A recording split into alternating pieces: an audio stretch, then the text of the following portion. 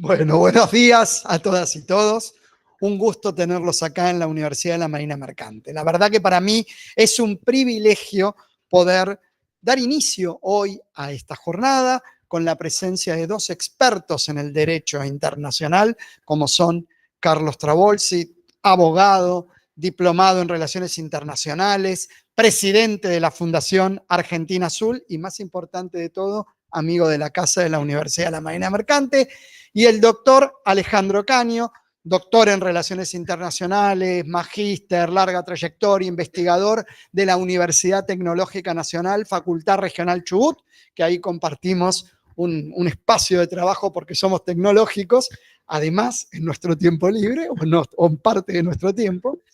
Pero más allá de todo esto, el otro día cuando en las sucesivas conversaciones que tuvimos con Carlos, hablamos de la importancia que tiene ocuparnos del litoral marítimo, de nuestros recursos y de las posibilidades que tenemos como nación y como país para desarrollarnos. Todos sabemos que Argentina tiene una historia de ser, o por lo menos ser percibidos como, un país esencialmente agrícola-ganadero y ahora en los últimos años la explotación de los recursos energéticos y la minería, ¿no? Todos hablamos de Vaca Muerta, todos hablamos del litio, que va, que viene, que sube el precio, pero nos olvidamos de que somos el octavo país con mayor litoral, el quinto país, perdón y gracias, el quinto país con mayor extensión geográfica de costas del mundo y que tenemos un litoral marítimo rico en recursos y que si tenemos una mirada sustentable podemos lograr una explotación sostenible a lo largo del tiempo que puede ser un genuino ingreso para nuestra nación, que como todos saben hoy necesitamos ingresos y el tema económico siempre es un tema en Argentina y Argentina debe consolidar cuál es su proyecto de país y cuál es el modelo que va a llevar adelante. Pero bueno, no vinieron a escucharme a mí, vinieron a escuchar a ambos doctores y expertos. Desde ya les agradezco profundamente la presencia de todos ustedes aquí y en particular a Carlos y a Alejandro que hoy engalanan a la universidad y que nos van a ilustrar sobre la temática que nos convoca. Sin más rodeos, Carlos, Alejandro, el escenario de ustedes. Gracias. Bueno, muy buenos días a todos. Muchísimas gracias por participar de este encuentro que la verdad estamos sorprendidos. Con Alejandro hablábamos de la cantidad de gente que hay y la cantidad de personas que nos están siguiendo virtualmente. Este es un tema, podríamos decir, absolutamente desconocido para la generalidad de la sociedad. Muy pocos académicos están en el tema y desde el ámbito diplomático son pocos los que tienen postura definitiva sobre el particular. Con lo cual, como la Argentina va a tener que tomar postura ratificando o no este acuerdo conocido con sus siglas BBNJ, que ya el doctor Caño va a explicar, es importante que empecemos a participar, a tomar conciencia y tratar también de influir en las decisiones que el Congreso de la Nación tome. Hoy estamos, también cuando empezamos, le comentaba a algunos, como que los planetas alineados, empezamos a ver en los medios de comunicación cómo empieza a transmitirse en directo lo que hay en el fondo del mar. Vimos este trabajo extraordinario de nuestros científicos, 25 científicos que hay arriba del buque del Instituto Oceánico Smith, de la Fundación Smith de Estados Unidos, de los cuales 23 son argentinos, 2 son extranjeros, hay un norteamericano y un colombiano. Y contentos por lo que estamos viendo, nos estamos sorprendiendo, y de la misma manera que nos sorprendemos nosotros, se van sorprendiendo los científicos. Y se van sorprendiendo los científicos porque los fondos de nuestros mares y océanos están prácticamente ocultos, prácticamente desconocidos para el planeta. El ser humano pensó en el universo. El ser humano fue hacia la luna, hacia el sol, hacia lo más lejano de nuestro universo, pero no miró hacia el fondo de nuestro planeta, hacia el fondo de nuestros océanos y mares donde nació la humanidad. Este es el momento que se empieza a despertar el mundo y Argentina está en una posición geopolítica extraordinaria para llevar adelante esto, lo decía el rector de la universidad, recién somos el 5º país en nuestra extensión de la plataforma continental y de nuestro mar. Ahora bien, esto significa que nosotros tenemos que empezar a invertir en investigación, en innovación tecnológica, en ciencia, invertir en mano de obra nacional, cuidar nuestros intereses nacionales, empezar a tener conciencia marítima.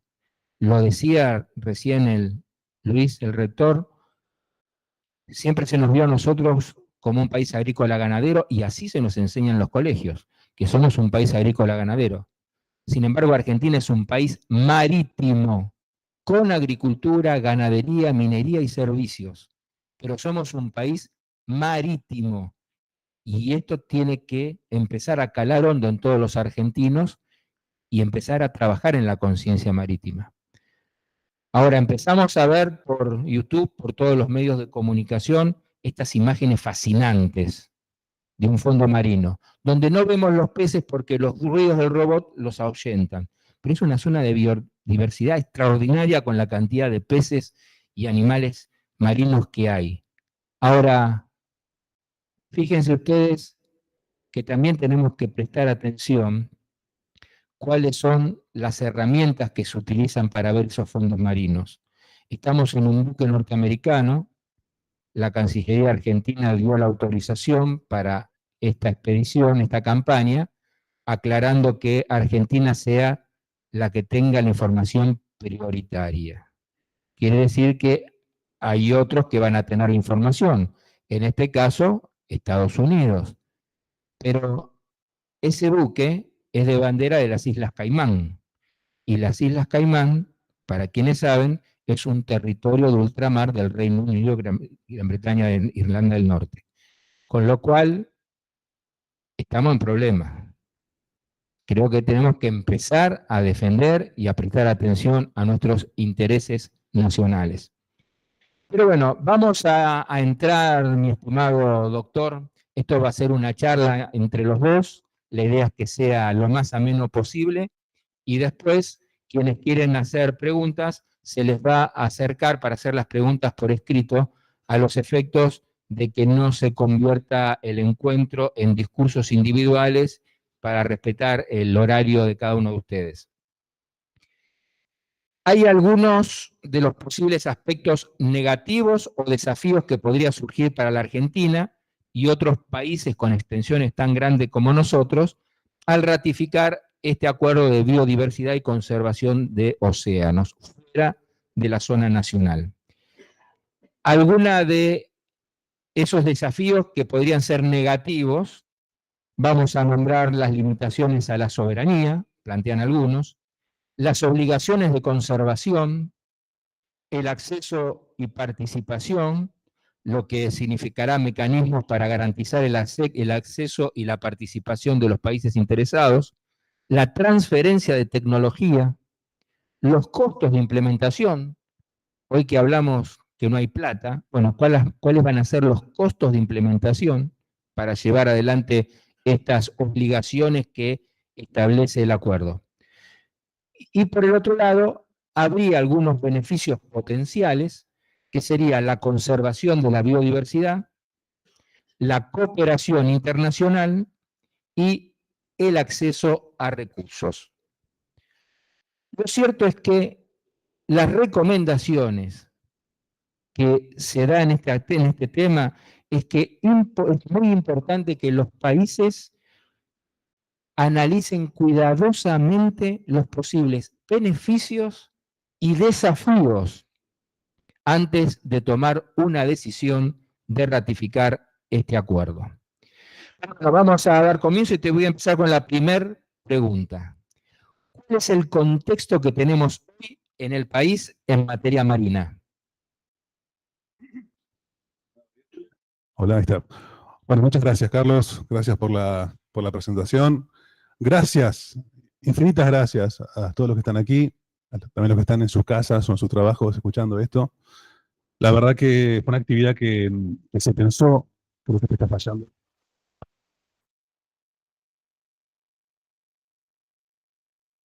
Ahí está, que se pensó hace tiempo. Gracias, Carlos. Debo agradecer profundamente también a las autoridades de mi universidad y especialmente a la Universidad de la Marina Mercante que ha ofrecido este hermoso lugar. Gracias, sinceramente. Tengo que hablar de Derecho del Mar hoy, y lo tengo que hacer en este auditorio frente a Ariel Mansi y a Armando Abruza.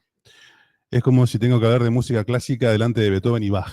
Así que imagínense la presión que tengo sobre mis hombros. Y para responderte, Carlos, esa pregunta, voy a seguir hablando de música clásica. Porque me siento absolutamente desafinado en esto. En los últimos años, en los últimos 20 años, hemos estado muy desafinados. Los que hemos tomado el camino de la investigación en el derecho del mar, particularmente con una visión argentina. Ustedes dirán, bueno, ¿por qué me dice que está desafinado? ¿Qué es lo que pasa? Es que si uno analiza un poco, y hablamos un poquito de música clásica, ustedes saben que antes de arrancar todo tipo de orquesta, de sinfónica, necesita afinar. Sin la afinación no se puede comenzar. Y la afinación, aquellos que están vinculados a la música, saben que se inicia en un caos. Y el caos finaliza fundamentalmente con tres factores: la afinación, la partitura y el director. En ese contexto, estamos un poco desafinados. Y a nivel de opinión pública, esa desafinación se ve particularmente por una gran cantidad de influencia, en gran cantidad, no solamente por el número, sino por el contenido, de diferentes iniciativas que han calado muchísimo en la opinión pública nacional, que dan cuenta de una sinfonía en la cual tenemos que nosotros participar. Y es ahí donde ahora, al momento de afinar, tenemos que ver si vamos a tocar esta partitura o no. Así que, en ese sentido, discúlpeme esta introducción tan romántica desde el punto de vista de la música clásica, en ese sentido podemos decir que nosotros estamos analizando este acuerdo, Carlos, viendo de qué manera nos enfrentamos ahora ante esta partitura. Nosotros, afortunadamente, hemos tenido mucha fortuna en cuanto al tiempo y la dedicación que le hemos dado a esta investigación. No es una investigación reciente, sino que es una investigación que tiene más de 20 años. Ya iniciada en la Universidad de Mar del Plata, continuada luego por UTN, la línea de investigación nunca se desvió. El derrotero fue duro, difícil en los 20 años, pero creo que logramos arribar a lo más importante que uno puede llegar como investigador, que son las conclusiones. Llegamos a las conclusiones, y las conclusiones, la verdad que no han sido muy amables con el acuerdo BBNJ, como explicaba recién Carlos. Ahora vamos rápidamente a hacerlo. Tengo otro desafío, además de hablar de derecho del mar, sino que no se duerman. Es hermoso este lugar, estamos todos calentitos, está precioso, así que les prometo que no nos vamos a dormir. Y entonces, en ese contexto, Carlos, si me permitís responderte, ¿cómo arrancamos esto? De la cuestión, ahora sí, de este acuerdo. ¿Por qué hablamos perdón también por el título, porque pareciera ser muy complicado, las implicancias disruptivas del acuerdo BBNJ en el sistema jurídico nacional? Yo recién le explicaba al rector que creo que la UTN me hizo tener una visión reveladora de todo esto, pero por una visión ingenieril. Los abogados, todos los que hemos sido formados, en la universidad y y nos formaron con cierto positivismo intelectual, hay cosas que nos empiezan a escapar. Y en la ingeniería, la ciencia de la ingeniería, es una ciencia que va a ser auxiliar al derecho y permite que uno vea cosas que, bajo el prisma del derecho, se nos escapa. Así que también mi primera invitación a los colegas es, dejemos un poquitito de positivismo y aprendamos de otras ciencias, porque justamente la ingeniería fue la que permitió entender esta implicancia disruptiva de este acuerdo. La implicancia viene de la lógica. La implicancia significa que una cosa lleva a la otra.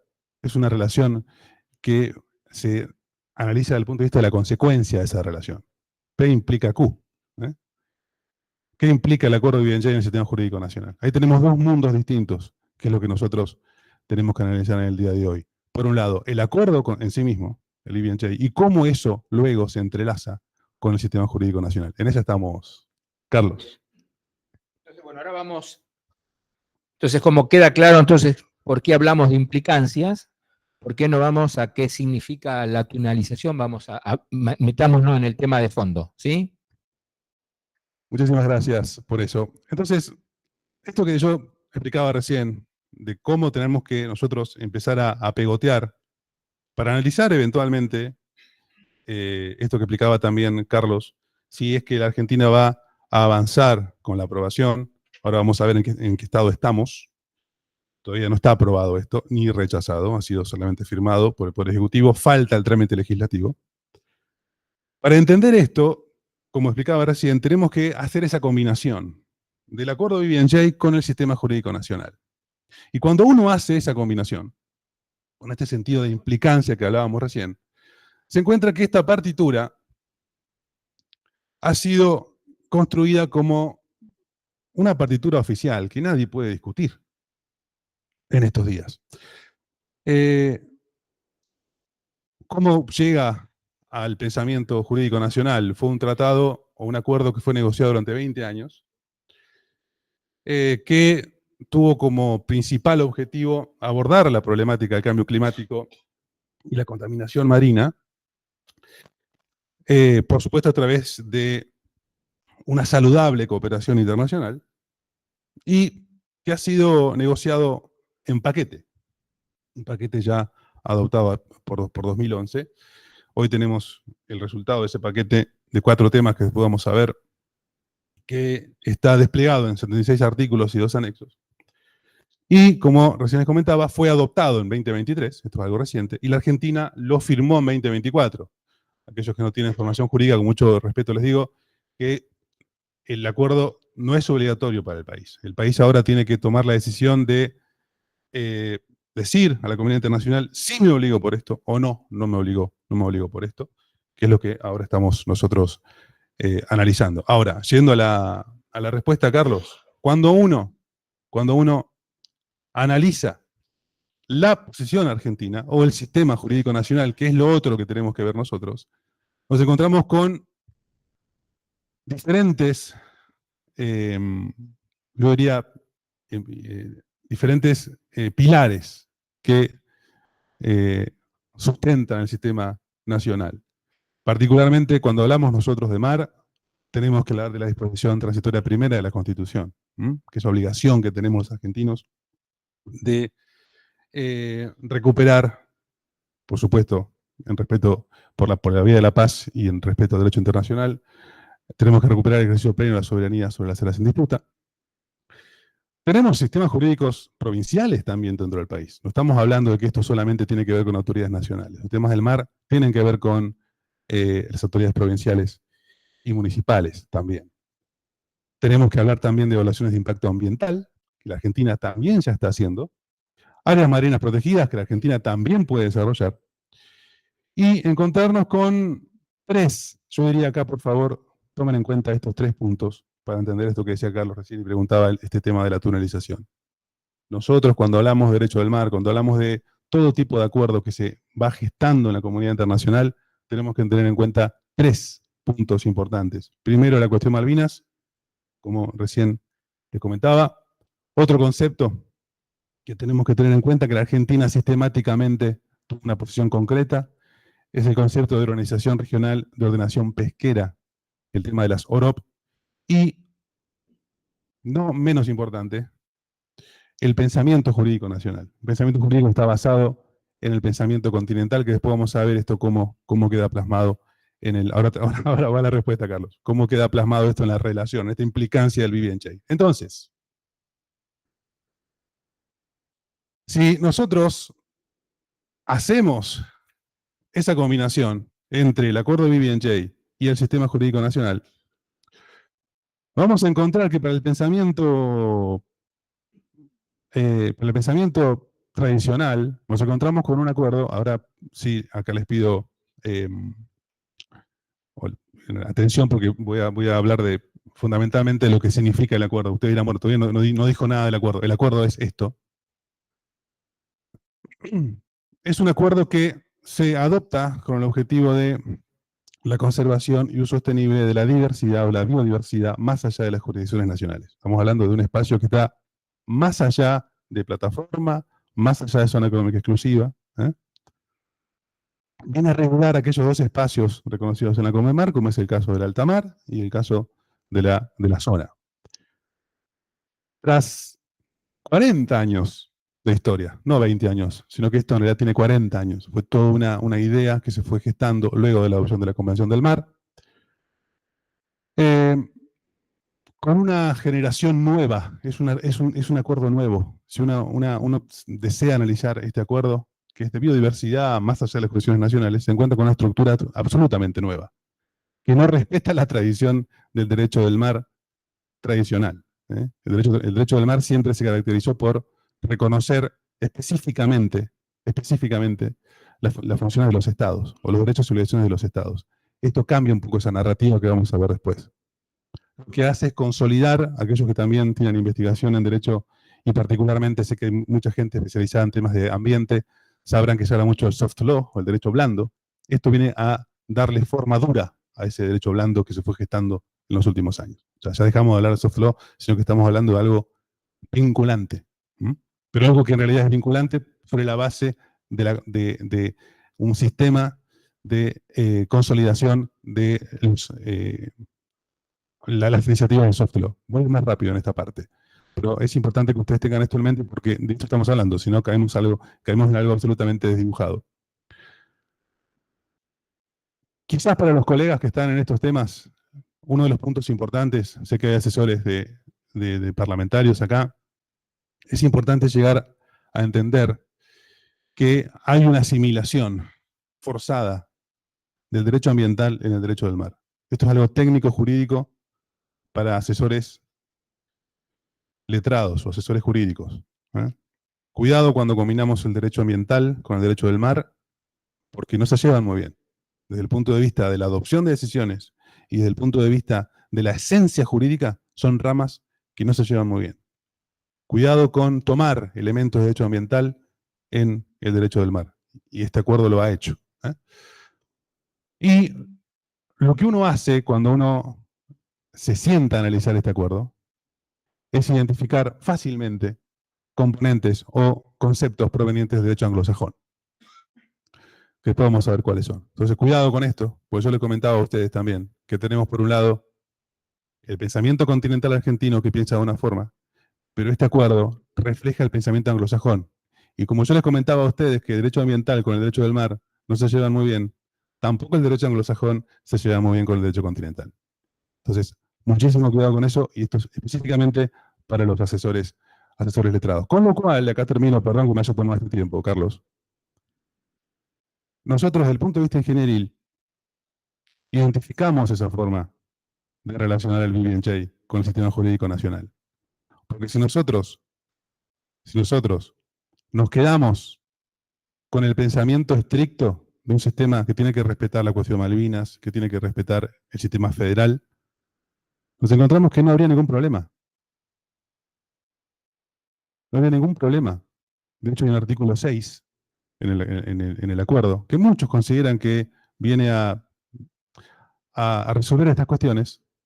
No habría ningún problema, porque estaremos cubiertos. Los títulos argentinos no tendrían ningún problema, por eso van a escuchar a muchos que dicen que estamos alados con el artículo 6.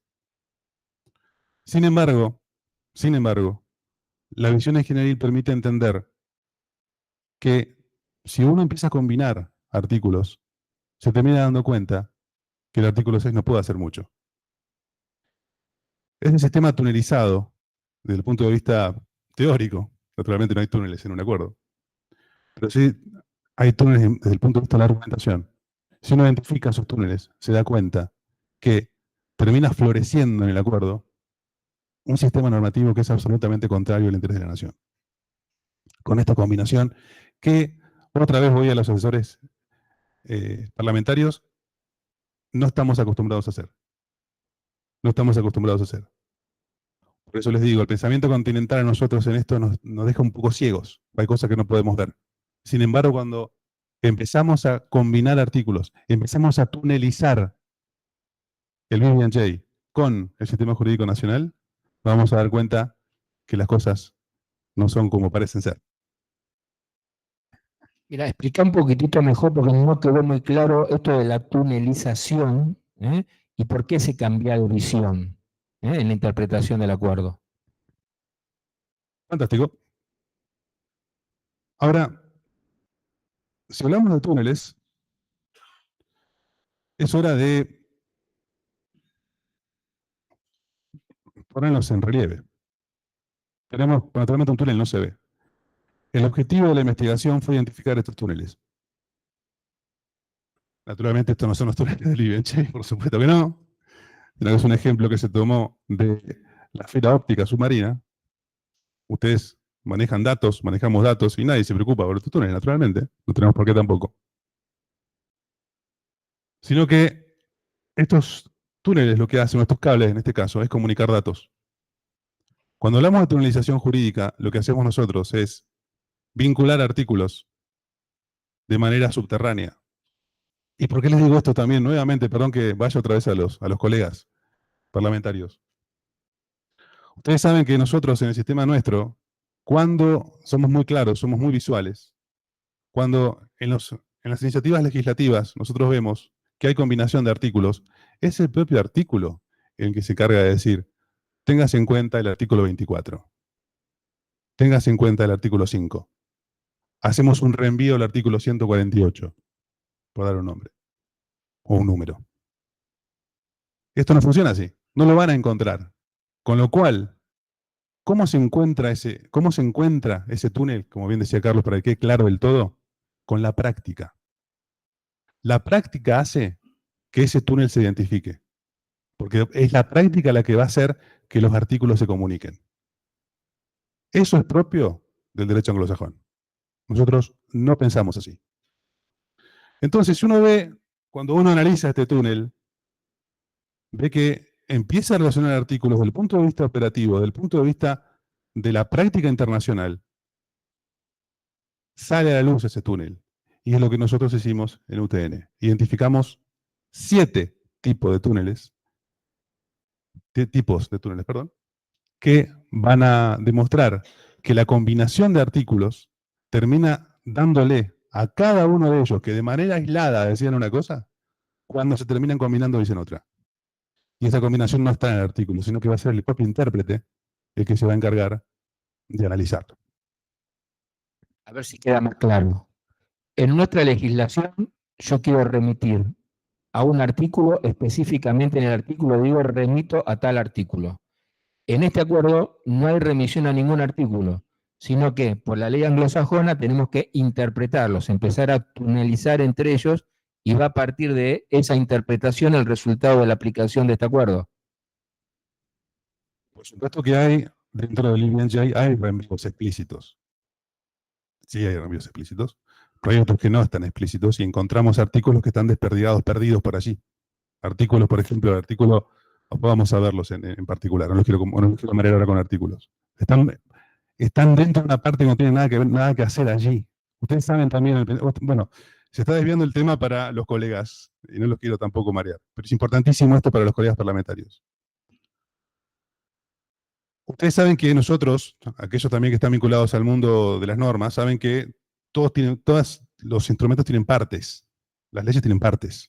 Parte 1, parte 2, 4 partes, o después tienen incluso también parte A, algunos específicos. Pero tienen que ver con esa parte. Por ejemplo, si hablamos de la BBNJ, tenemos una parte específica que es la parte 2, que es de recursos genéticos, por ejemplo.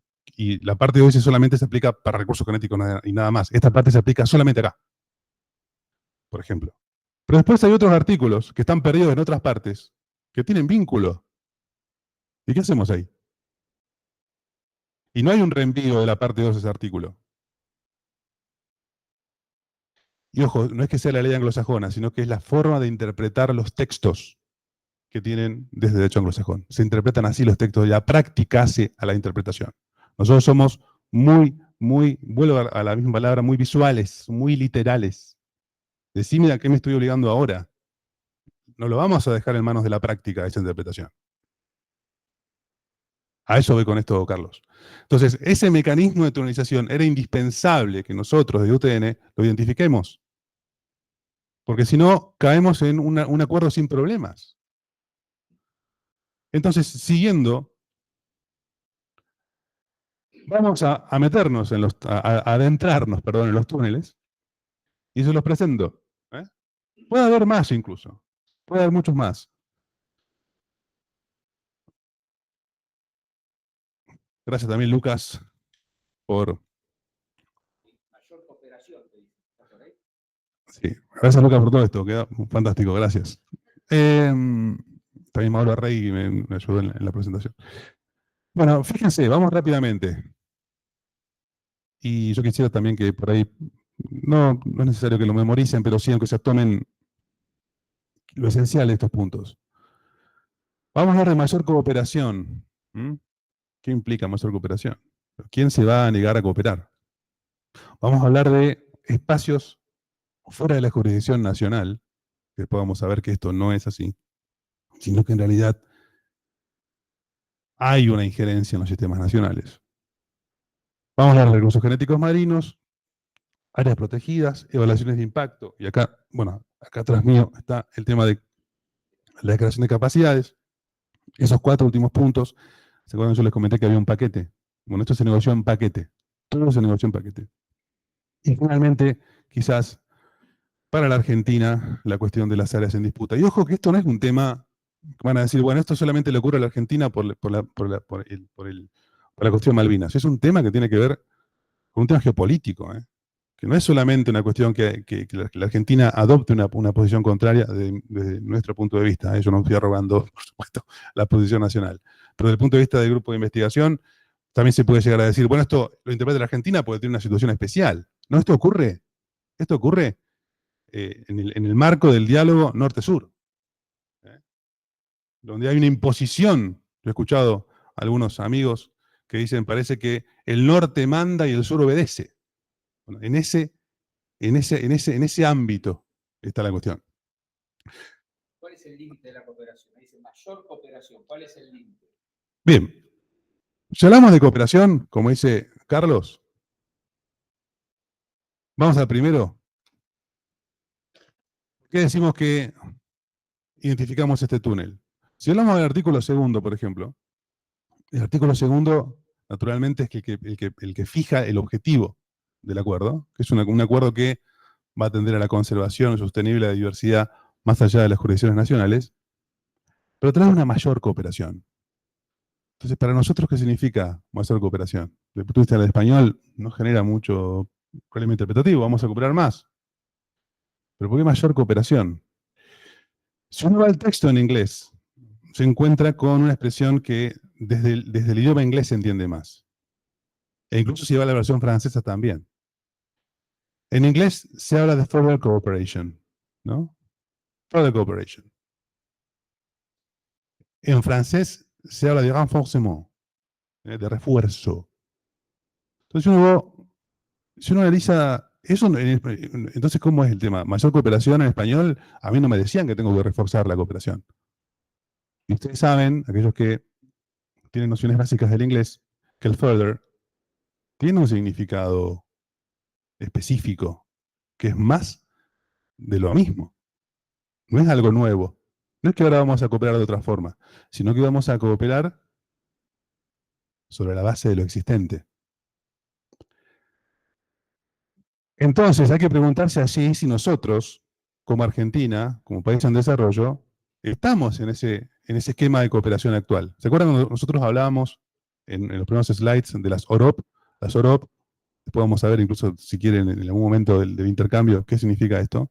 Es un ámbito de cooperación. Pero Argentina ha sido, y esta es una posición nacional, no es una posición ni siquiera de grupo de investigación, la Argentina sistemáticamente ha estado en contra de ese sistema cooperativo, que pareciera ser mandatorio, que no lo es, no es mandatorio, precisamente por la cuestión Malvinas. ¿Sí? Ahora, ¿qué significa con esto? ¿Que vamos a cooperar más sobre la base de algo que yo sistemáticamente me opuse? Ahora, eso se puede llegar a discutir primero. Ya tenemos un tema de interpretación, mayor cooperación. Entonces veamos, naveguemos el acuerdo y tendamos los túneles para ver de qué manera también le vamos dando más contenido a esto de mayor cooperación, esto que decía Carlos, cuál es el límite de la cooperación. Y así nos encontramos con algunos artículos, con un artículo 6 que hace un ratito mencioné, nunca antes visto también en el derecho del mar y particularmente en español, que tiene un título, el propio artículo, que es sin perjuicio. El artículo tiene un título, sin perjuicio. ¿Sin perjuicio de qué? Entonces, yo les invito, de hecho ustedes tienen allí, bueno, recién pasé rápidamente el QR con el acuerdo, porque si pueden ir leyendo el acuerdo, aquellos que también, o nuevamente vuelvo a los asesores parlamentarios, si van leyendo el artículo es mucho más fácil seguir. A lo mejor ya lo hicieron, me encantaría poder después tener un debate o un intercambio de ideas. El artículo 6, el problema que tiene es la parte final del artículo 6.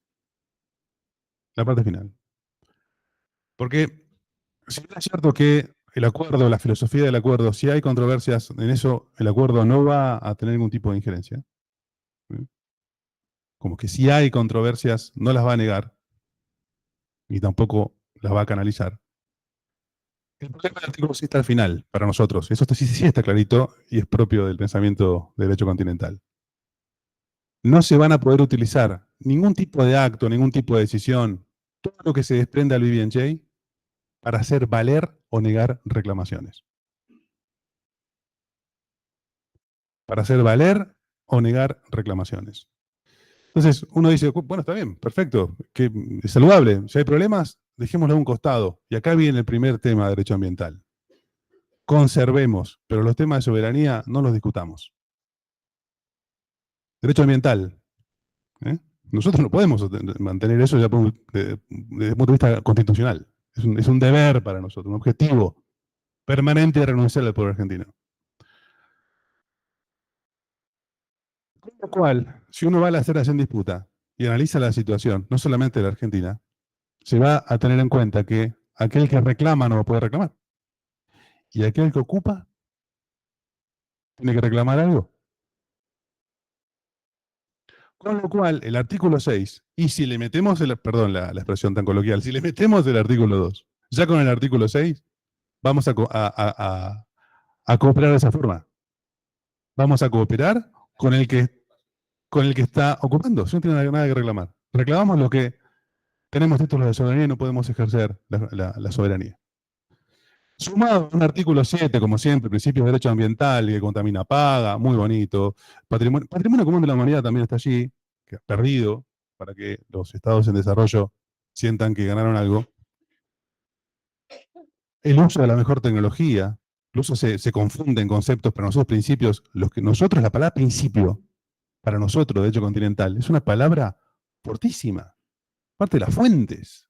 No es algo desdibujado que está allí, como se puede llegar a decir en el derecho internacional, que es un proceso bastante particular el tema de los principios. Pero para nosotros, un principio es algo fundamental. No está allí. El artículo 8, que le va a dar más contenido a este mayor cooperación, a este further cooperation. Porque ¿qué es lo que va a decir? Acá, por favor, tengan en cuenta este concepto, que es el concepto que se conoce coloquialmente, por si en inglés, IFB, que son los instrumentos y marcos jurídicos pertinentes y órganos mundiales subregionales y sectoriales competentes. ¿Qué es eso? Los invito a estudiar también en el ámbito del BBNJ y en el ámbito de la práctica, porque son conceptos que se consolidan con la práctica Nosotros somos más visuales. Díganme qué es esto. IFB. Un instrumento o marco jurídico pertinente, órganos mundiales, regionales, subregionales y sectoriales competentes. Todo eso es. Bien. Lo que claramente es así, no hay problemas de interpretación, lo que está claramente allí incluido, es la Europa. Y eso va a estar desparramado, salpicado en todo el acuerdo.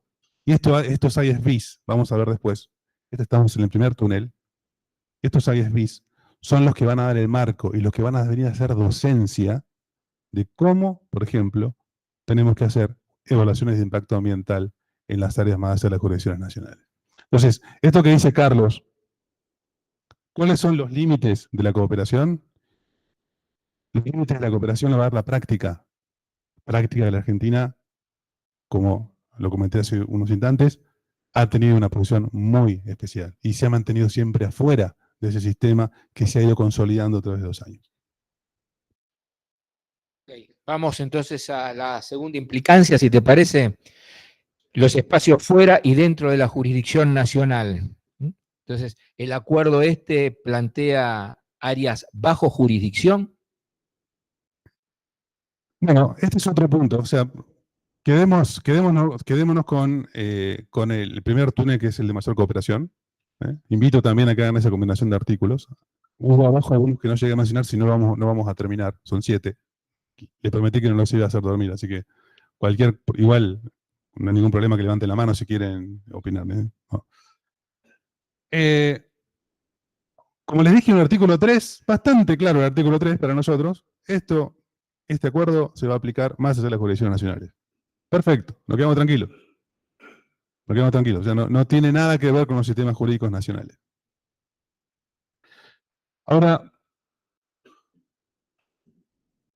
hay un concepto también que está en el acuerdo, que viene a romper el enfoque zonal. Ustedes saben que la Convemar, todo lo que es la estructura de derecho del mar, en los últimos años, se ha basado en un enfoque zonal. O sea, nosotros vamos al mar, está el mar parcelado, ¿sí? Tiene sus límites, cada espacio, en fin, hay diferentes facultades, pero siempre tenemos espacios. Mar territorial, zona contigua, zona exclusiva, plataforma, etc. Nosotros, como bien lo decía Carlos, somos uno de los países con litoral marítimo más grande del mundo. Parte está ocupado ilegalmente por el Reino Unido, está claro, pero sigue siendo nuestro. Gracias, Carlos. Esto llama a una especial consideración sobre los espacios bajo jurisdicción. Uno dice, bueno, con el artículo 3, mis espacios no están para nada alcanzados, con lo cual todo lo que se haga aquí es para conservar y hacer un uso sostenible de las actividades más allá de las jurisdicciones nacionales. Ahora yo les pregunto, ¿las actividades dónde nacen? ¿Nacen fuera de las jurisdicciones nacionales? ¿Y entonces qué vamos a hacer? Cuando lleguemos vamos a aplicar allá, con el enfoque zonal nuestro, vamos a aplicar allá, algo más allá, por ejemplo, de plataforma, algo que nosotros hicimos. Esto los negociadores lo tuvieron en cuenta. Entonces, la actividad que se va a desarrollar más allá de las jurisdicciones nacionales va a tener que partir en áreas bajo jurisdicción. Pero ¿cómo hacemos? Pensábamos nosotros con el grupo de investigación, ¿cómo hicieron para lograr esto? Con un concepto que también proviene de un pensamiento anglosajón.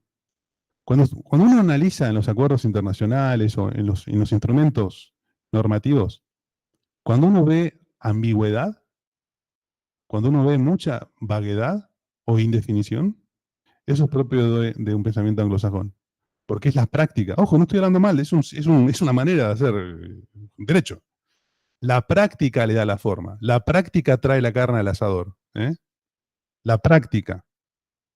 Una práctica que vamos a ver después, nosotros tenemos absolutamente nada que hacer los argentinos con esta práctica. Después lo vamos a ver. ¿Cómo lograron esto? A través de un concepto que no está definido, que es el de actividad proyectada. ¿Cuáles son las actividades proyectadas? No sabemos. ¿Quién lo va a definir? La práctica subsiguiente. Por eso ahora hay todo un apuro. No nos vayamos, vamos todos en esta sinfonía, vamos todos y que ninguno quede afuera, para empezar a ver cómo le damos carne al asador. Eso también se escucha. No, tenemos que continuar y que no se caiga ninguno, no dejemos ninguno atrás. Esa actividad proyectada, para nosotros, pensamiento de derecho continental, es un núcleo de imputación de normas. Si me deja Armando Brusa siguiendo un poco el positivismo que tenemos en nuestra cabeza. Es un núcleo de imputación de normas. Tan desdibujado lo tenemos. Fíjense que he visto también muchos artículos, he visto hermanos de otras regiones que incluso han llegado a pensar y han llegado a sostener que este acuerdo no se aplica a la pesca. Han llegado a interpretar discúlpenme la calificación, de lo revoltoso de este acuerdo, que el acuerdo no se aplica a la pesca. Se quedan con un artículo que se aplica en la parte 2, que tiene que ver con recursos genéticos, donde el propio artículo dice que no se va a aplicar a la pesca. La parte 2, nada más. ¿Y qué pasa con las otras? No los culpo a estos colegas, porque piensan como tienen que pensar, como han sido formados. Entonces, esta actividad proyectada va a romper con los espacios. Y la regulación que se haga en áreas más allá de las jurisdicciones nacionales va a terminar siendo la regulación que vamos a tener bajo jurisdicciones nacionales. Porque tiene que ver con la actividad proyectada que se va a dar lugar allí. Y toda esa filosofía, toda esa forma de pensar y toda esa forma de hacer derecho, ¿de dónde va a venir? De un pensamiento anglosajón. Entonces, ahora yo no quiero llegar a la conclusión final, pero ahora viene como anillo al dedo esto. Se está cambiando la era en esto. Estamos cambiando la forma de hacer derecho en el derecho internacional. Así no funcionaba esto. Entonces, para terminar con el segundo túnel, esto que acabo de decir, quizá con un tono pseudo-político, combinen estos artículos para entender esto que les acabo de decir, actividad proyectada 25.1, 25.6, con lo que pasa con las evaluaciones de impacto. Las evaluaciones de impacto, ¿alguien piensa alguien sabe cómo funcionan? ¿Quién las da? ¿Quién las autoriza? La actividad pesquera, por ejemplo, que está alcanzada por este acuerdo, puede llegar a tener una evaluación de impacto que se termina aprobando en la ciudad de Camarones, en la provincia del Chubut. Con lo cual este acuerdo no es que se va a desarrollar en las conferencias de los estados parte, sino que este acuerdo va a terminar siendo aplicado por el Consejo Deliberante de Camarones. ¿Y eso qué tiene que ver con lo que siempre se nos indica a nosotros, los países en desarrollo? Tienen que aprender a regular sus cosas, porque ustedes no saben cómo regular sus cosas. No saben regular sus recursos. Con lo cual, no se hagan problema que vamos a crear capacidades. Y vamos a transferir tecnología. Porque ustedes no saben lo que hacen. ¿Alguien se puso a pensar los alcances de la expresión gobernanza, por ejemplo? De colegas parlamentarios. ¿Alguien alguna vez tuvo la idea de controvertir ese concepto, de preguntarse de dónde viene? Más allá de saber, bueno, si es un anglicismo o no. Eso esconde conceptos muy trascendentales para los gestores marinos. Y nos llenamos acá, discúlpenme la expresión, nos llenamos en la cabeza sin ir más allá de esto. Nuevamente yo los exhorto a los legisladores, más a los legisladores, a los equipos asesores, que por favor, piensen 5 veces las cosas en estos puntos ahora, porque el nivel de sofisticación que hemos tenido en los últimos años se ha elevado exponencialmente. Esto no es cuestión de leer un tratado una tarde tomando mates. Esto requiere muchísimo trabajo y muchísima combinación. Pero cuidado con esto, porque de proceder y analizar otra nueva combinación que se analiza con esto, lean por favor el 43 con el anexo 2. Nosotros no estamos acostumbrados tampoco. El anexo siempre se deja para después. El anexo es algo que nosotros lo tomamos como algo que puede servir a los efectos prácticos mínimos, lean el anexo 2. Y para entender la filosofía del BB&J, lean el artículo 43 y el anexo 2. Y luego fíjense cómo de a poquito la cosa va tomando otro color. Arrancamos con la mayor cooperación, el primer túnel. Arrancamos con, y seguimos, perdón, con el tema de las áreas más allá de las jurisdicciones nacionales, y ahora estamos llegando a la creación de capacidades. Si yo me quedo pensando que nos enseñan la gobernanza, sin embargo tenemos las aguas más pristinas del mundo prácticamente, y estamos viendo ahora con las investigaciones que se están haciendo en el fondo del mar, que se ha encontrado sí un poco de plástico, pero prácticamente no es nada cuando uno lo compara con cualquier otra parte del mundo, inclusive estos países que nos quieren enseñar cómo cuidar nuestros recursos. Pero ¿por qué no vamos a la tercera implicancia, a los recursos genéticos marinos? Y ahí te hago dos preguntas. ¿Qué pasa con el principio del patrimonio común de la humanidad? ¿Y qué pasa con la explotación de los recursos genéticos con fines militares? Gracias, Carlos. Bueno, los recursos genéticos marinos, como concepto, integraron este paquete de 4 puntos o 4 temáticas: recursos genéticos marinos, evaluaciones de impacto ambiental, áreas marinas protegidas y creación de capacidades y transferencia de tecnología. Este punto fue el que originó todo este proceso de 20 años, llamado, para mí me ha llamado negociaciones de 20 años, allá por 2002, 2003. Ahora lo podemos ver, es increíble que lo podamos ver vía YouTube. ¿Qué pasa con estos organismos de las profundidades? En realidad, discúlpenme la calificación, esos bichitos, más allá de que puedan ser hermosamente feos, tienen algo que es hermosamente lindo, que es su secuencia genética. Esa secuencia genética es especial porque ubíquense ustedes en esos ambientes, ¿no? Profundidad, salinidad, oscuridad, y hacen que la estructura genética sea especial porque estos organismos pueden vivir allí. Cuando este tema surge en la comunidad internacional, surge como un gran problema desde el punto de vista regulatorio, porque daba esa, no sé si mala o buena coincidencia, de que la mayoría de esos organismos estaban fuera de las jurisdicciones nacionales, o al menos así se los había identificado. Ya con el tiempo las investigaciones fueron avanzando y se encontraron ahora bajo jurisdicción, como el caso naturalmente argentino que todos estuvimos viendo en los últimos días. Son tan interesantes estos organismos que se los conoce como el orbe azul, porque la estructura genética que tienen permite que tenga una aplicación industrial con aplicaciones millonarias, particularmente desde las compañías farmacéuticas. Esto generó un debate porque, más allá de las jurisdicciones nacionales, ahora se está queriendo cambiar eso, pero vamos a hablar del régimen actual, tenemos fundamentalmente 2 grandes espacios que tampoco se llevan bien, como es el caso del alta mar y el caso de la zona. El alta mar, columna de agua; zona, estamos hablando de leche subsuelo. Ustedes saben bien que, sobre todo los colegas, saben que la zona es patrimonio común de la humanidad, bajo el régimen de la Conmemar, más allá de que la parte 11 fue absolutamente defenestrada luego, nos vamos a entrar en eso. Todo lo que así, en pocas palabras, todo lo que así se obtiene debe ser compartido en la comunidad internacional, entre los miembros de la comunidad internacional. No así todo lo que suceda en el alta mar, porque eso ya cae bajo el principio de que, como se conoce en inglés, el primero que llega, el primero lo obtiene, ¿no? First come, first serve.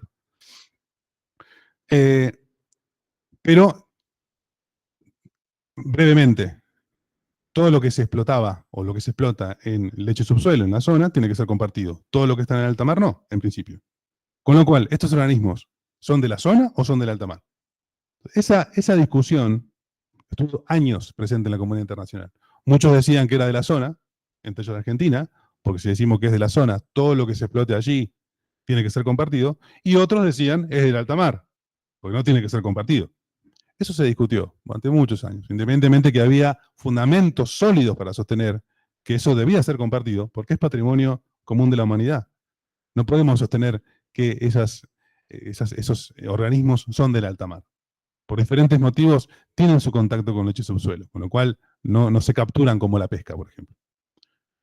Esos recursos genéticos tienen una gran complejidad desde el punto de vista regulatorio, porque no solamente tienen que ver con estos dos espacios, sino tienen que ver con temas que tienen que ver con patentes, con temas ambientales. Tenemos un régimen muy rico bajo el ámbito de la CBD del régimen aplicable a los recursos genéticos en jurisdicción. Hay mucho desarrollo, particularmente lo que ocurre en la selva, por ejemplo. Hay mucho desarrollo. Creo que pasa un poco para responderle a Carlos la pregunta. En realidad, si bien el principio del patrimonio común de la humanidad queda contenido dentro del artículo 7, si uno va a la práctica, el acuerdo se lee con la práctica que nos dice que en realidad se va a seguir haciendo lo mismo que hasta ahora se ha hecho. Y en ese sistema, naturalmente, son las grandes potencias tecnológicas las que se quedan con los recursos genéticos. El primero que llega, se lo lleva. Es decir, que ahora lo que nos están viendo en el fondo del mar, se lo puede llevar otro. Bueno, eso es diferente porque lo que estamos viendo nosotros ahora en las imágenes que nos llegan son organismos que son de plataforma. Los que son de plataforma nos pertenecen, ¿eh? Eso no hay duda. Yo estoy hablando... Estamos hablando siempre del espacio más allá de plataforma. Lo que estamos viendo ahora son recursos argentinos. Son recursos genéticos argentinos. Siempre hablamos de más allá del límite de la plataforma continental. Ahora, la práctica, naturalmente la conducen y la lideran los países potencia en materia de tecnología. Ahí el acuerdo tiene dos grandes beneficios, los monetarios y los no monetarios. Los monetarios, eso se va a hacer conforme a la práctica, de hecho hay un comité especial de recursos genéticos o de reparto de beneficios. Y después tenemos por otro lado los no monetarios, que fundamentalmente son aquellos que tienen que ver con desarrollo de capacidades. En definitiva, si uno analiza la historia de la negociación y la posición de los países en desarrollo, la verdad, desde nuestro punto de vista de la investigación no hemos ganado nada. Al contrario, se ha solidificado la práctica internacional, porque ustedes analizan el artículo 14, por ejemplo, todo, la coma esa, disculpen la expresión, la maldita coma, bueno, la maldita coma la encontramos allí. Fíjense bien, sobre todo en estos acuerdos, qué dice después la coma. La coma que dice conforme a la práctica internacional. Así que ahí ya tienen todo un mensaje del artículo 14 respecto a esto. Bien, vamos rápido, Carlos, así tampoco se duermen. La otra implicancia que es... Los actores interesados pueden participar en el proceso de creación de estas áreas. Y por otro lado, ¿qué pasaría si un actor interesado coopera con el Reino Unido en las áreas en disputa? Bueno, gran pregunta esa. Bien, fíjense que estamos hablando de mecanismos de gestión basados en áreas, incluidas las áreas marinas protegidas. No estamos hablando solamente de áreas marinas protegidas, sino un concepto un poco más amplio, que se ha desarrollado mucho en el ámbito del CBD, en el ámbito del derecho ambiental también.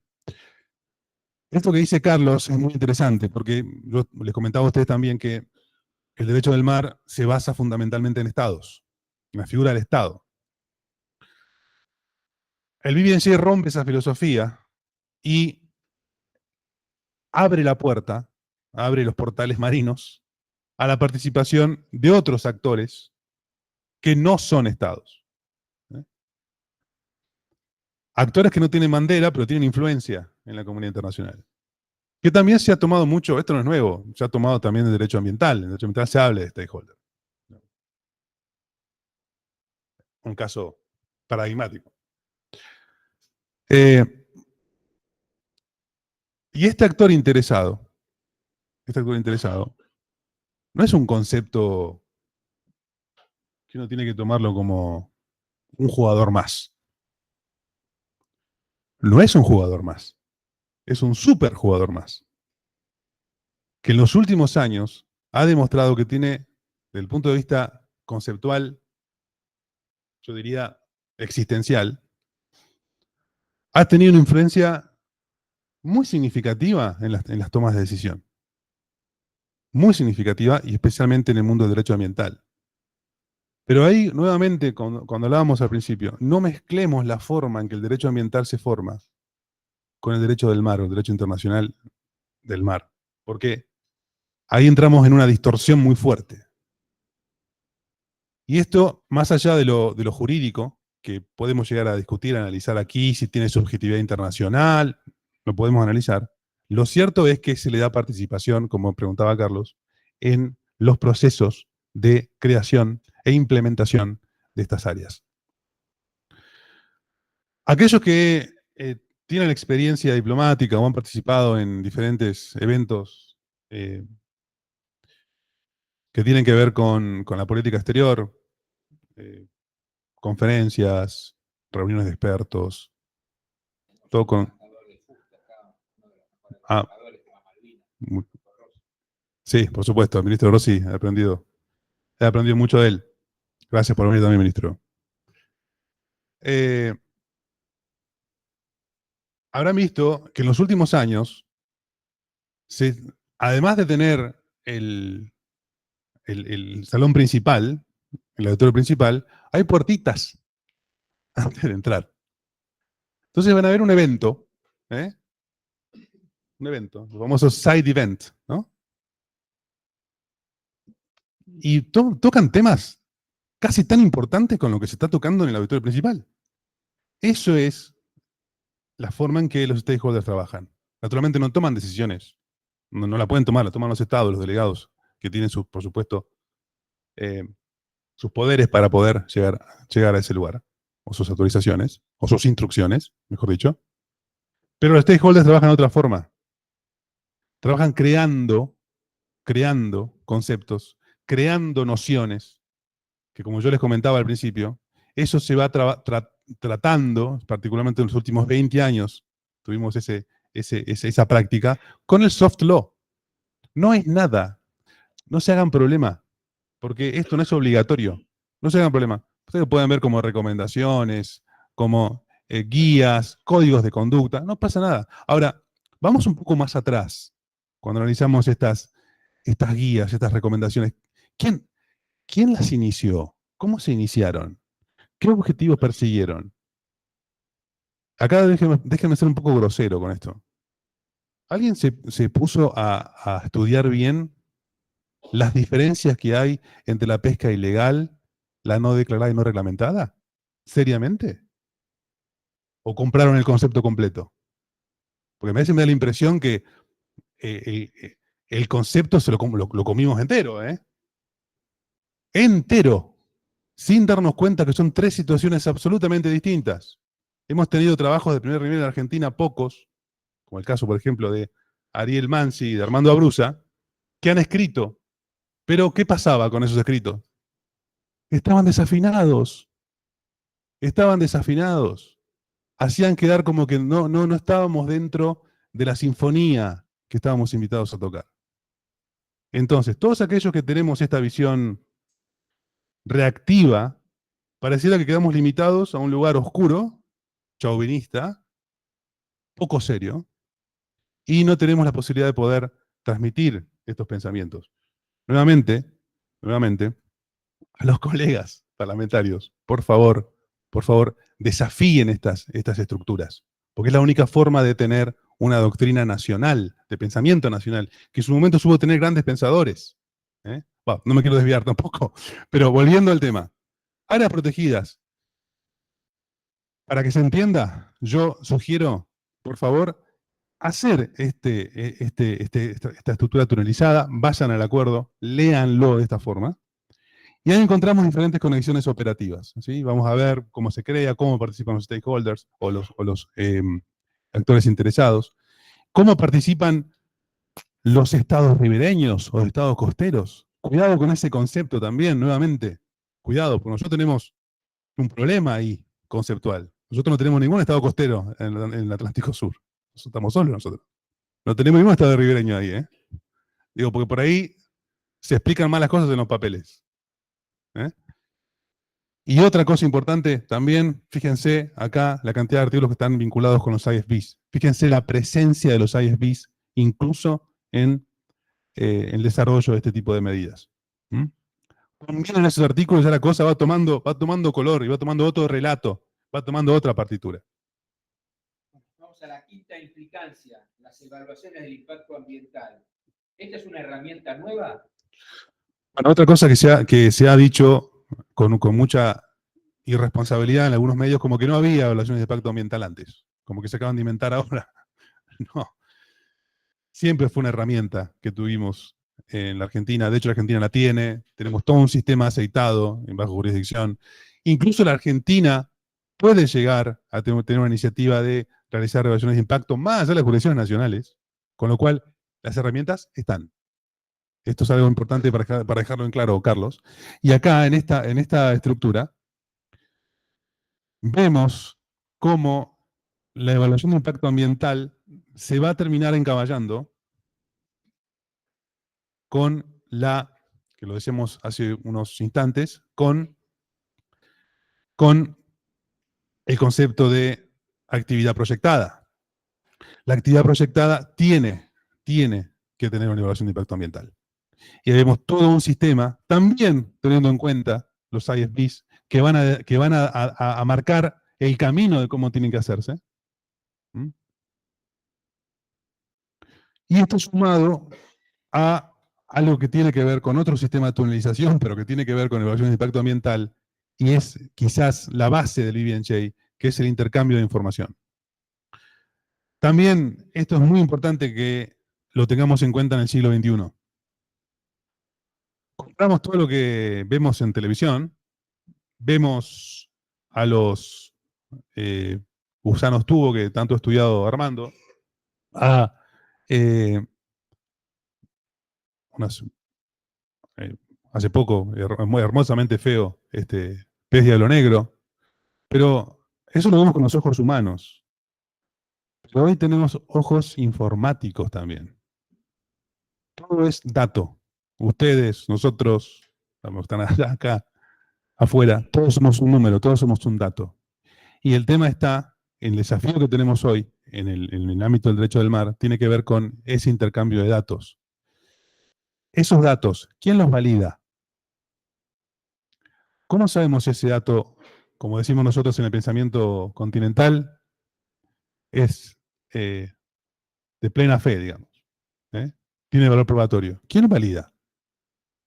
¿Qué pasa si, por dar un ejemplo, un dato de evaluación de impacto ambiental es validado por un ocupante en las salas en disputa? ¿Lo puede hacer?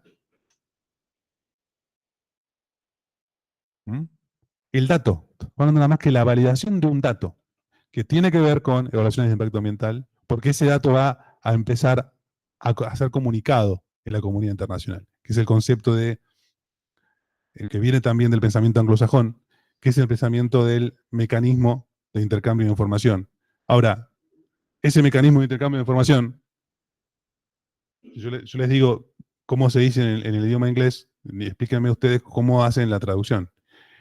Clearinghouse Mechanism, así está en el acuerdo BBNJ. Nosotros lo pasamos como mecanismo de intercambio de información. Digamos que, no sé, hay un profesor de inglés, una profesora de inglés que me haga entender. Entonces, ¿qué pasa con eso? ¿Cómo el Clearinghouse Mechanism pasa como mecanismo de intercambio de información? Hay algo que me está faltando ahí. Analizando esto en el marco de las investigaciones, nos dimos cuenta que este concepto viene del derecho bancario inglés. Si uno analiza el concepto de actor interesado, al inglés va al stakeholder. ¿Y el stakeholder qué acepciones tiene en el idioma inglés? Un accionista. Stakeholder más Clearinghouse Mechanism da un sentido bancario, da un sentido manejo de datos, un sentido manejo de ganancias. Esto es otra cosa que tenemos que tener en cuenta. Así que los invito también con esto a que este mecanismo de intercambio de información lo lean como Clearinghouse Mechanism y además vean también la historia, un poquitito de historia de derecho bancario inglés, y se van a dar cuenta, si trazan la historia, que es un concepto que nació en el 1600.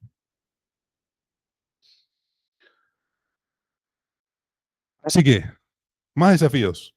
Actor interesado, no nos quedemos con actor interesado en español, stakeholder. Incluso si uno analiza la epistemología del stakeholder en inglés, se da cuenta de una persona que es una apuesta. Stakeholder, tenedor de apuesta. Muy bien, vamos a seguir, Carlos. Significancia, creación de capacidades. Y acá te hago una pregunta. Vos algo dijiste por ahí que nadie se quede atrás. ¿Puede ser que esto sea el corazón del acuerdo? Bueno, gracias, Carlos. Sí, yo considero, no yo, sino los que estamos en la investigación, consideramos que esto es, yo no sé si el corazón, pero sí la base del acuerdo. Con lo cual, a la hora de analizar, ¿qué haría un colega nuestro? Un colega internacionalista. Preámbulo, principios, objetivos. Ahí, cualquier colega, con eso ya está. Tenemos que explicarle a un legislador qué es lo que tiene, qué significa esto. Naturalmente hacemos eso. Es lógico también. Bueno, así no funciona acá, Olvídense de esa interpretación. Para entender el BBNJ, primero, lean el anexo 2, como yo les comentaba, que ahí van a entender el bagaje conceptual que está por detrás del BBNJ. ¿Qué van a encontrar allá? Gobernanza, por ejemplo. Y el artículo 43 que yo se los mencioné al principio, para alcanzar, y es el acuerdo, para obtener el alcance pleno de los objetivos, ¿qué se va a hacer? Vamos a crear capacidades, vamos a enseñar a administrar los recursos con el anexo 2, con el bagaje del anexo 2. Y van a ver ustedes que si uno empieza a analizar, empieza a mezclar todos estos artículos respecto de la implementación, respecto de las modalidades, qué tipo de creación de capacidades tenemos.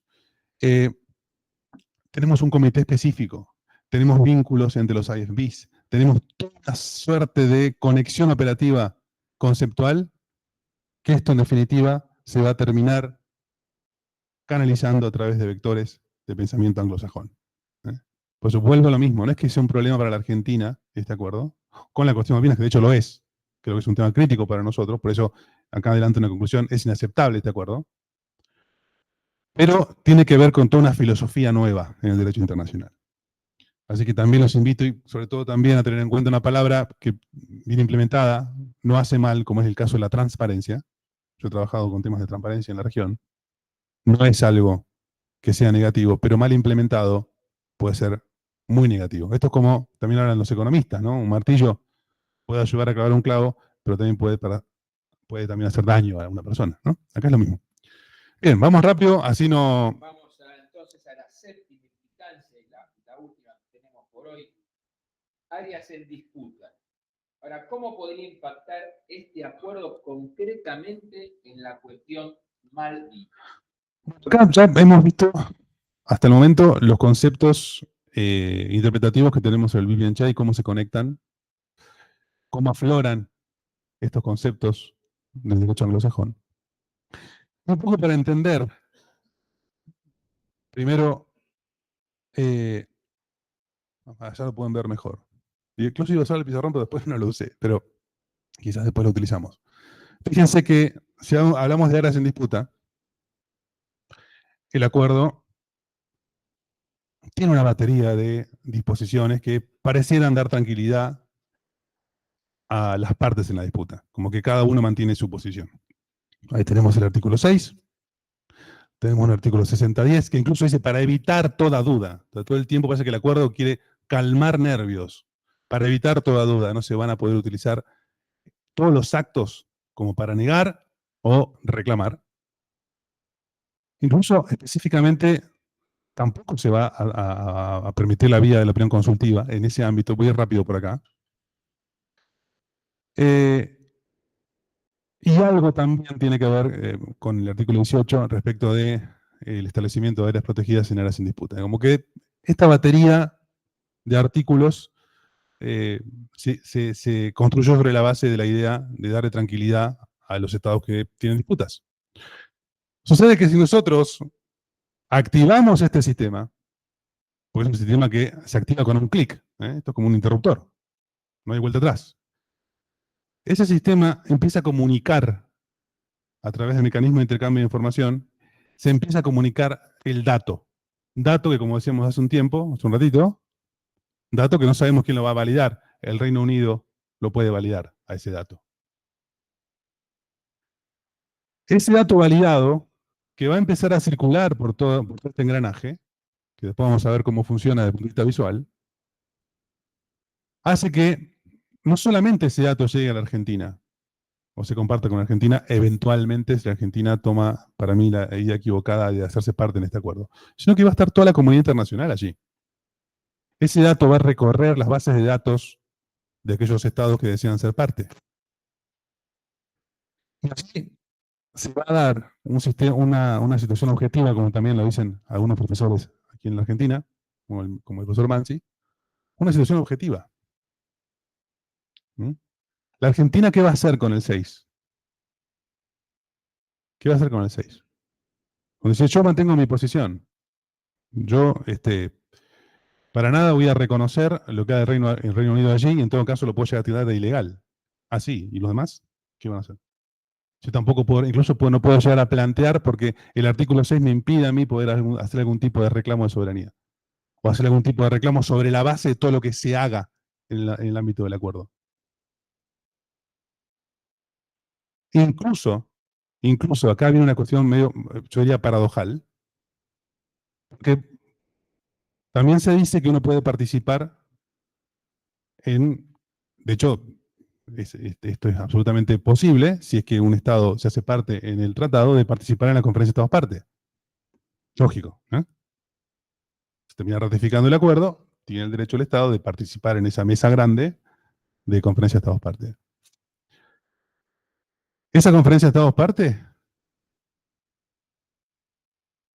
¿sobre qué va a opinar? ¿Sobre qué va a decidir? Sobre todo lo que se da en el ámbito del acuerdo, en relación con las funciones que también están reconocidas en el propio acuerdo de la conferencia de Estados partes, de todos los desarrollos de los comités, de todos los desarrollos del órgano técnico y bueno, técnico. Sobre la base de los fondos. Pero ¿cuál es la paradoja? Que muchas actividades sobre la base del propio acuerdo pueden darse por fuera de la conferencia de Estados partes. Eso es algo central también. No es que la conferencia de Estados partes va a poder decidir sobre todo lo que se haga en el ámbito del acuerdo. Va a haber actividades que van a quedar por fuera de la conferencia de Estados partes. Yo les comentaba a ustedes, por ejemplo, la evaluación de impacto ambiental, eventualmente, que se pueda hacer en un caso hipotético, la vamos a terminar haciendo en la ciudad de Camarones. No va a ser hablado eso en la conferencia de Estados partes. ¿Qué pasa con los datos allí? ¿Cómo llega? Es otro desafío más complicado, mucho más complicado, si quieren lo hablamos después. Es muy complejo, es mucha ingeniería geopolítica, pero hay que tenerlo en cuenta también en ese sentido. Y para terminar esta parte, está en rojo, furioso a propósito, porque en definitiva, si uno suma este concepto de stakeholder, más el mecanismo de intercambio de información, con todos estos trabajos que van a hacer los stakeholders, va a potenciar todo un sistema de infinidad de actividades que ni siquiera hoy tenemos noción, y no se va a poder hacer absolutamente nada por esta imposibilidad que implica el acuerdo, que es que no se va a poder ni negar ni realizar ningún tipo de reclamo en estos planos. Ya entonces, Carlos, si te parece... Sí, claro, un ejemplo concreto, un ejemplo futuro. Este tema, yo lo hablaba con algunos colegas también, es un tema que ya excede el ámbito de política exterior. Lo excede ya. Hay temas que son propios de las actividades marítimas. Hay todo un mundo de práctica hoy que es muy compleja, sobre todo por el avance de la tecnología. Con lo cual, si bien es cierto que hay fórmulas, yo no quiero criticar, ni me voy a prender tampoco en esa discusión de hablar si el servicio exterior hizo mal o hizo bien, yo eso no lo voy a analizar aquí, no mira el caso, yo voy a analizar solamente el texto, nada más, no critiqué ni dije nada de negociación. El mundo de la práctica en las actividades marítimas hoy involucra muchísimos actores. No es que solamente la actividad pesquera vincula al armador con la tripulación y el comprador con las autorizaciones del Estado de bandera y se terminó. No, no. Hoy la evaluación de impacto ambiental la puede hacer una persona que vive en Japón, por ejemplo. El comercio exterior, eso ya no es nuevo. Un producto puede recorrer diferentes áreas jurisdiccionales. La tecnología, que cada vez tiene menos límites. La comunicación tecnológica, que tiene cada vez menos límites. El dato como tal, pareciera ser que el dato está como desafiando los límites jurídicos. Como decíamos recién, el dato, ¿quién lo valida? Hay datos, hoy tenemos datos, un universo de datos enorme, por eso apareció el Big Data, en fin, ¿no? Pero el derecho está quedando un poco atrás. Entonces, ¿qué quiero decir con esto? Un ejemplo concreto. Cualquier actividad proyectada, la que se les ocurra, actividad proyectada que no sabemos cuál es porque no está definida, la que se les ocurre, la que hace la práctica hoy, pesca, por ejemplo, o actividad científica, cualquiera, que tenga que ver con el mar. Muy bien. Nosotros tenemos actividad que se lleva allí, por supuesto que para la concepción argentina y para nuestra posición es una actividad ilegal, y lo ha sostenido sistemáticamente. Todo permiso de pesca que el Reino Unido en Malvinas otorga es un permiso ilegal, con lo cual la pesca ilegal allí es pesca ilegal con permiso británico. Eso sí que es pesca ilegal en Argentina. Bien. ¿Qué pasa con este acuerdo? La actividad va a seguir. Vamos a hablar de otra cosa porque no quiero vincular a nuestro caso. Vamos a hablar de un caso hipotético. Saquemos a Malvinas. En un área en disputa. Un área disputada. Las actividades se van a seguir llevando a cabo. ¿Y ahora qué? Se les da más facultades. Porque ahora además van a tener que hacer la evaluación de impacto ambiental. Esa evaluación de impacto ambiental la puede hacer cualquier bióloga en el mundo. Va a estar validado por el ocupante y va a cumplir con el acuerdo. Y en este marco, el que es parte en el acuerdo y en la disputa, no va a poder hacer valer su reclamación. Es un ejemplo clarísimo. Evaluación de impacto ambiental en la pesca y así otros. Si hablemos de ciencia, igual. Un científico que trabaja desde las islas, por ejemplo, con un proyecto científico, con recursos argentinos. Es lo mismo. O sea, esto tiene un gran contenido de política exterior, pero un contenido similar de la práctica marítima actual. Eso no se puede entender desde el punto de vista de los textos, nada más, como recién estábamos hablando. No es solamente texto y práctica. Bueno, las provincias, esto también lo hablamos, me acuerdo de una actividad que hizo la ADI en Rosario.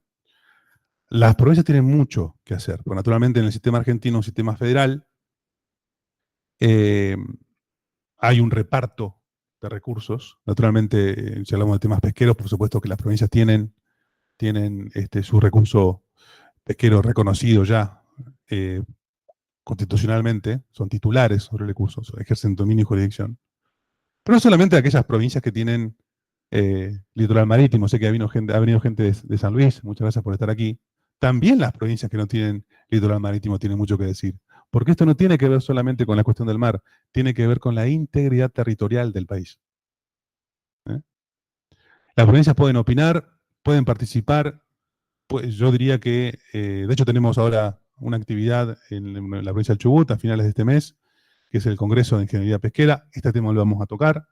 Yo invito también a las universidades nacionales, incluso provinciales también, que estos temas se hablen. Las universidades tienen mucho que hacer y mucho que compartir. Y no somos dueños de la verdad, sino solamente estamos haciendo acá compartir con ustedes el desarrollo de conclusiones de investigaciones. Nada más. Pues nos gustaría que esto se siga hablando y discutiendo. Bueno, vamos a entrar a la parte de las preguntas. Antes de eso quiero agradecer la presencia. Tenemos 2 diputados nacionales, mandato cumplido, Jorge Giorno y Fernando Cantero, así que muchas gracias por la presencia. También tenemos un comunero de acá de la Ciudad de Buenos Aires, Nicolás Concilieri, y gente que se va comprometiendo y que seguramente van a ayudar para que en la política se hable de estos temas. Acá uno de los participantes pide que por favor aclares qué significa que no tenemos otros estados ribereños enfrente. Bueno, gracias por esa pregunta. Fue algo que para los argentinos es algo clarísimo. Yo siempre lo recalco, más que nada porque a veces se cometen algunos errores de buena fe, cuando a veces se dice, por ejemplo, que el stock de calamar en la Argentina tiene tanta cantidad de toneladas y el stock de Malvinas tiene otro. En realidad, hablamos de Argentina siempre. Por eso también esto es algo que lo aclaro siempre, porque incluso de buena fe, no estoy diciendo que haya mala fe en esto, se cometen esos errores que no hay que cometer. Cuando hablamos que no hay Estado ribereño en el Atlántico Sur, estoy hablando, por supuesto, de la Argentina continental, insular y antártica. Estoy hablando que en ese lugar no hay Estado ribereño. Por supuesto, tenemos los países africanos también, ¿no? Pero estoy diciendo que, y especialmente reivindico a la provincia de Tierra del Fuego, Antártida e Isla Atlántico Sur. A ver, acá preguntan, a partir de lo que explicaste desde una perspectiva positiva, ¿cuál dirían que es el objetivo central que engloba este proyecto del mar? ¿Se puede resumir en una idea o en un propósito concreto? ¿Resumir el objetivo del BBNJ? Bueno, es una buena pregunta porque es muy complicado sintetizarlo. Yo, si tengo que resumirlo, es una nueva era en el derecho del mar. Nueva. Que es absolutamente contraria a los intereses no solamente del país, sino a los intereses de los países en desarrollo. Y que se enmarca además, no quisiera decir en la historia de la humanidad porque sería demasiado exagerado, pero sí en la historia de la comunidad internacional en el mar. Esto ya se viene discutiendo desde hace muchísimos años. Hemos tenido grandes dialécticas en la historia de la comunidad internacional. La más conocida fue la de John Selden y Bogrocio, respecto del mar cerrado o el mar abierto. Pero hubo otras antes, porque todos en la comunidad internacional tienen algo que hacer en el mar, y la gran minoría tiene un pensamiento que llama a la conquista del mar. El mar debe ser conquistado. Y después, la gran mayoría, esto es una opinión personal, la gran mayoría no necesariamente piensa que el mar debe ser conquistado. Con lo cual ahí tenemos 2 sistemas de pensamiento, más allá del sistema continental anglosajón, que no tiene nada que ver con esto, sino con un sistema más que nada de avance geopolítico en los océanos. Cuidado con esto, porque nosotros como país tenemos mucho que decir, tenemos una posición muy, yo diría, clara en estos temas. Es especial de la República Argentina, pero también es cierto que la compartimos con los demás países en desarrollo. Me preguntan si la plataforma submarina es reconocida por la UNESCO y dice si es así, si tenemos la aprobación y ayuda. Bueno, no fue un tema que tocamos acá. El tema plataforma es algo que lamentablemente ha sido muy mal informado. Se han dicho o han hecho expresiones que no se ajustan al derecho. Yo voy a hacer una concesión jurídica nada más. Primero hay 2 cosas que tenemos que aclarar desde el punto de vista jurídico. Naciones Unidas no reconoció ni desconoció nada, primero, porque hubo en algún momento una expresión como que Naciones Unidas reconoció la plataforma argentina. No. No es así. Primer punto. Por eso también ahí tiene que ver con la UNESCO. No. Sin perjuicio de eso, de acá Armando Brusa, si meto la pata en esto, corregime, por favor.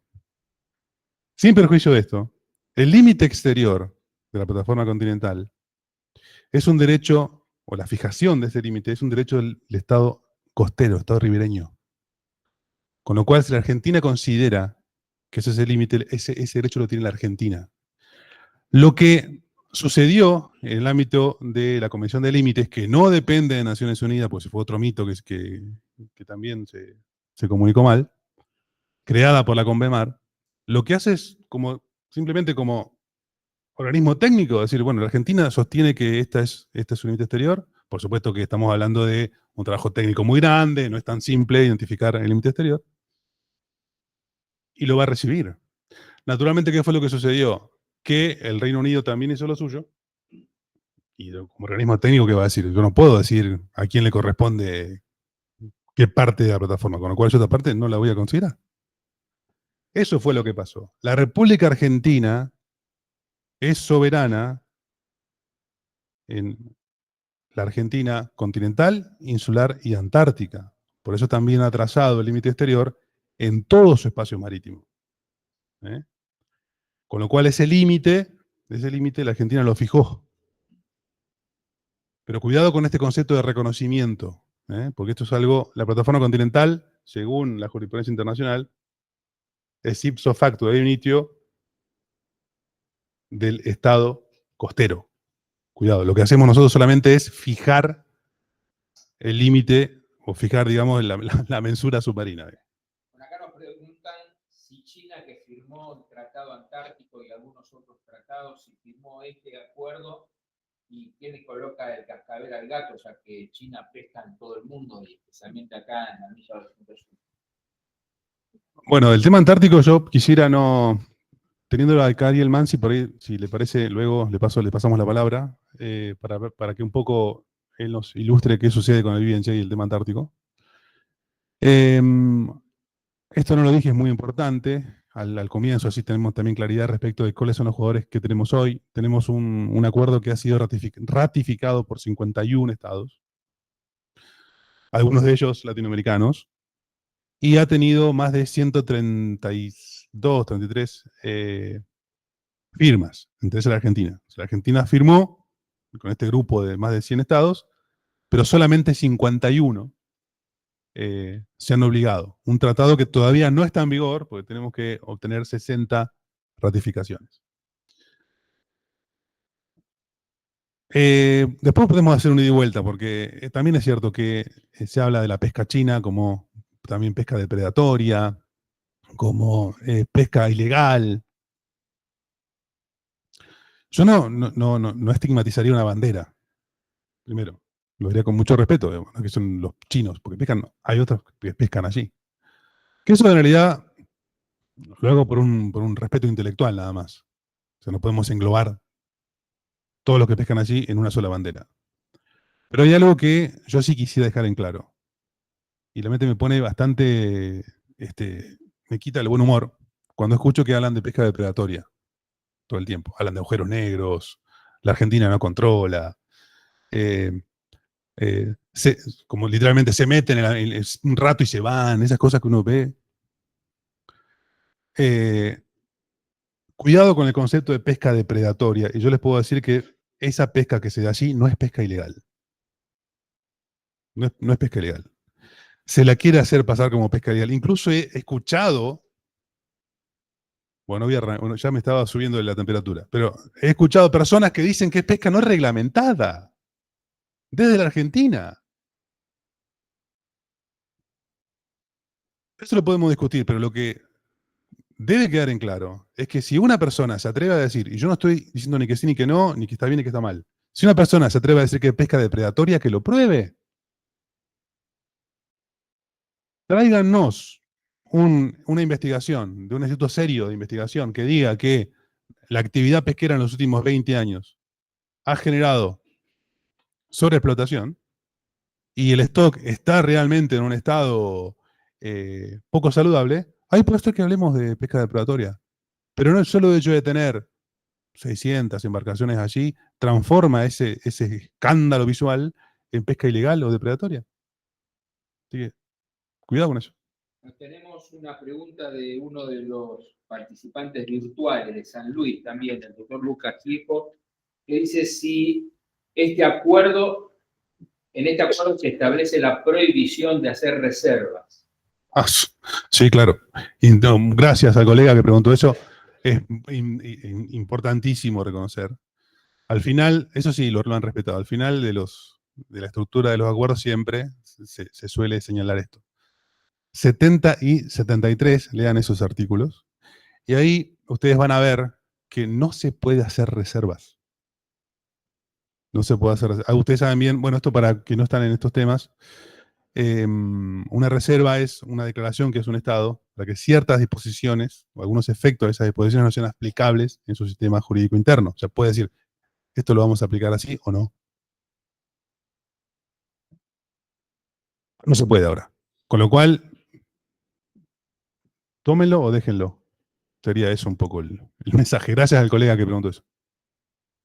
Acá me están haciendo una afirmación. No sé, acá la persona que está virtual dice que es muy importante la labor que ha hecho Argentina en las negociaciones del acuerdo, poniendo reparos en cuanto a los derechos soberanos de los ribereños. Estamos aquí, ratificamos para que entre en vigencia el tratado que regionaliza y privatiza los océanos en varios artículos, principalmente a través del cual el Estado ribereño debe adecuar el ejercicio de los derechos soberanos de su zona económica exclusiva de acuerdo al tratado, a los globales, regionales y sectoriales existentes. Es una de las implicancias que vos hablaste. Yo vuelvo a repetir, no voy a opinar sobre la labor que ha hecho el Servicio Exterior. Yo simplemente me limité a hablar del texto. ¿Te vieron? Hablé solamente del texto. Y las implicancias, su vínculo con el sistema jurídico nacional. Me gustó la idea, la segunda parte de lo que se dijo respecto de la privatización del mar. Si bien suena poco jurídico, desde el punto de vista, yo diría, de la comunicación, yo creo que es así. Se está privatizando el mar, de a poco, y es algo que creo que el ministro Rossi hablaba de la política del salamín. De a poquito es como comerse un salamín, rodaja por rodaja. Y estamos llevando no solamente a que se privatice el salamín, sino que el salamín se lo van a comer otros. Muchísimas gracias. Bueno, hemos llegado al fin de este conversatorio. Antes de retirarnos, le vamos a pedir que nos acompañe nuestro querido amigo el orfebre Pali Bustamante, que vino de San Luis, que es el orfebre que hace todos los obsequios de la Fundación Argentina Azul, porque le vamos a hacer un obsequio acá al doctor Alejandro Caño y al rector de la universidad. Así que, Pali, si te podés acercar, por favor. Muchísimas gracias por venirte especialmente de San Luis Es un orfebre nacional e internacional, les digo. Gracias. ¿Me pueden alcanzar los...?